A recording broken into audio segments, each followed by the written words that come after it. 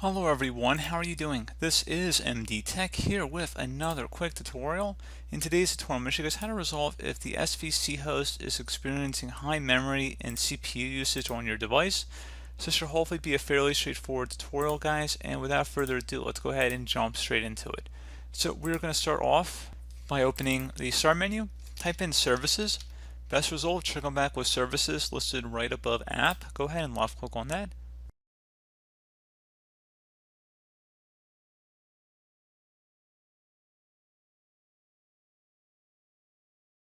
I'm going to make this page a little wider here. You want to first locate the diagnostic service host. So locate that here.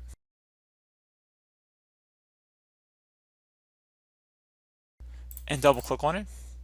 Set startup type to disabled, and if service status is running, select stop. And then select apply and OK. Look for sysmain, SYSMAIN,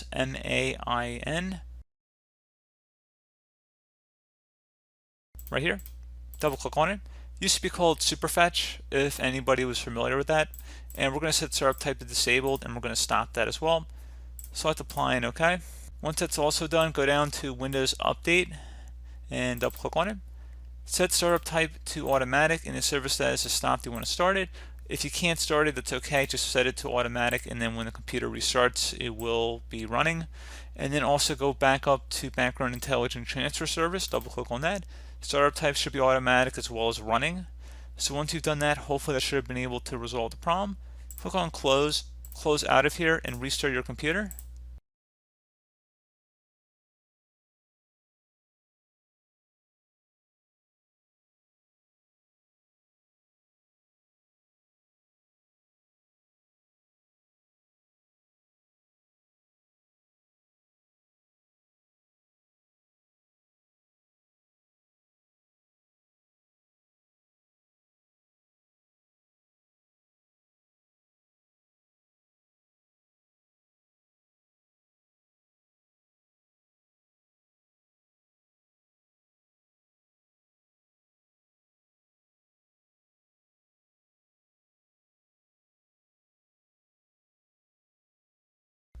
And then once you've restarted your computer, go ahead and open up the Start menu, type in Troubleshoot.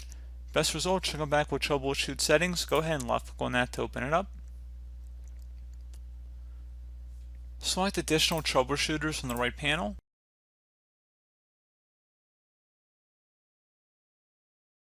And then underneath Get Up and Running, select Windows Update, resolve problems that will prevent you from updating Windows, and select Run the Troubleshooter.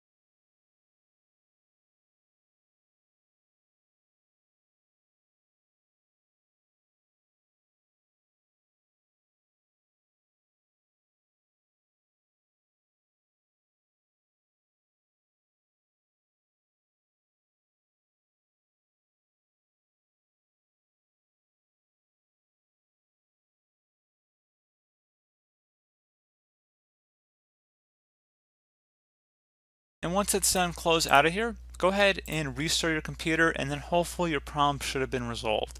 So as always, thank you guys for watching this brief tutorial. I do hope I was able to help you out, and I do look forward to catching you all in the next tutorial. Goodbye.